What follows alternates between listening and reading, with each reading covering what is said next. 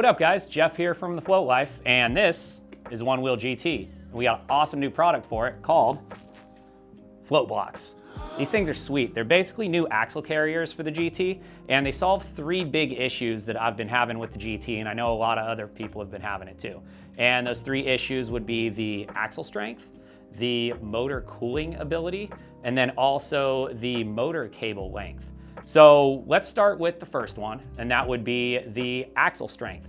So I've been riding one wheel since early V1 days, like right after the Kickstarter, and through V1 plus XR, Pint X, none of the axles have ever had a problem with breakage. I had never actually seen an axle break before, except for if it gets hit by a car. I've seen one get run over and break, but I've never seen one break before until the GT came out, and we're seeing quite a few axle breakages here from local riders, and I'm seeing it on the internet quite a bit as well. And I think the issue there's a couple of things. The O-ring groove is a little bit deeper than it has been on previous models, so that's kind of a weak point right there. And then also the horizontal layout of the axle itself that you can see right here isn't the strongest orientation for it. So if you think of like a steel I-beam, you know, they don't lay them down sideways when they build with them. They actually lay them down vertical like this, and that increases the strength. So by twisting the axle like this on our float blocks, we actually increase the strength 69%. I'm not even joking, that's a real number. Robert did the math on it. It's actually like 68.7 or something, but you know, we'll round up for the memes. So by twisting the axle block, we strengthen it by 69%. That should help significantly when it comes to these axle snaps. So you don't have to worry about snapping that axle, having to replace your whole entire motor, which is a big hassle. You got to send it all the way back to Future Motion. It's a whole thing. You don't want to deal with it. So this is cheap insurance for that, which is nice. The second issue would be the motor cooling. These bad boys run hot, you know, a lot hotter than previous models because they got a lot bigger battery in them. They throw a lot more juice through. They handle higher voltages. So naturally your motor's gonna heat up a little bit more. These aren't stock rails, obviously. These are standard WTF rails, but the stock rails are powder coated, which is a little bit of a departure from earlier models like the XR, which were anodized.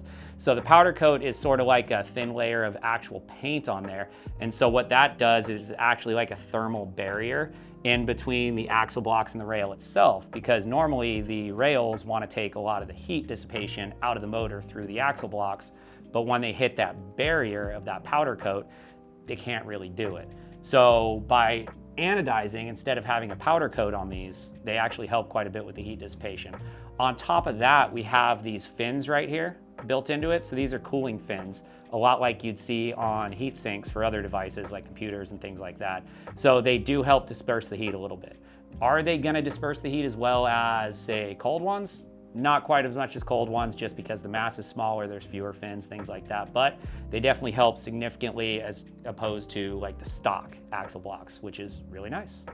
All right, and number three, maybe the most important out of all these ones, is the cable extension. So this motor cable right here is, on some of the GTs, it's like the perfect length, and then on some of them, they're actually a little bit shorter, so that when you do put aftermarket rails on there, like WTF standard, steep and deep low riders, the cable run is actually just a tiny bit longer by like 1/8 of an inch. And then the problem is if you don't get a good connection on this motor cable, this little plastic lock ring right here is actually a pretty weak part, so this is your failure point right here. And if that fails on you, then you can actually get arc across here in the pins.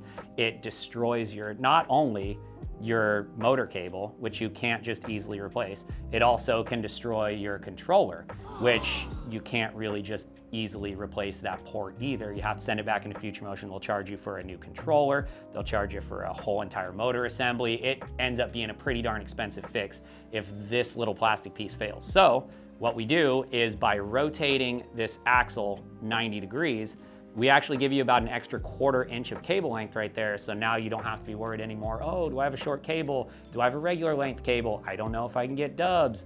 Well, guess what? Now you can, because float blocks exist. So that's it. You guys got the rundown of float blocks. We'll do an installation video on these for sure, and you can check that out. Shoot, it might even be around here somewhere. Who knows? Either way, check that out. It's pretty darn simple. It's about as easy as shoot, it's easier than changing your tire, actually. So pretty darn easy install. They're cheap insurance. They help with 3 of the big issues that a lot of folks have been having with their GTs, and heck, they're pretty darn affordable too. So check them out at www.thefloatlife.com. Float blocks, here we are. Thanks for joining me, guys. Float on, my friends.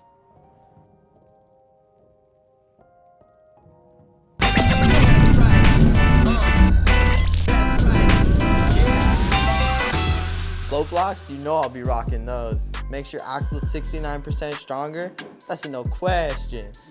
Yo, watch that video, subscribe, leave a comment down below.